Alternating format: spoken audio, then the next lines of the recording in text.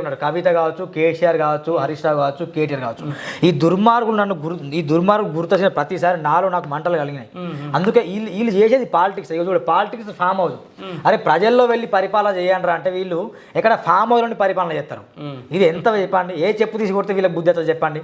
అందుకే నాకు బాగా బరి తెగించి ఆ టైంలో ఈ పుస్తకం రాసిన. 10 సంవత్సరాలు తెలంగాణ కోసం మేము పోవటం, 10 సంవత్సరాల పరిపాలనలో ఎవరికైనా న్యాయం జరిగిందా? 70 సంవత్సరాల ఉద్యమం, తెలంగాణ ఉద్యమం. కానీ వీళ్ళేం చెప్తారు అంటే నేనే చేసినా నేనే చెప్తాడు. ఒకరేమో తల్లి ఇచ్చింది అంటారు, లేదు నేను ఉద్యమం చేసిన వీళ్ళందరూ చెప్తారు. అల్లుడు మామ బామారిది వీళ్ళదే.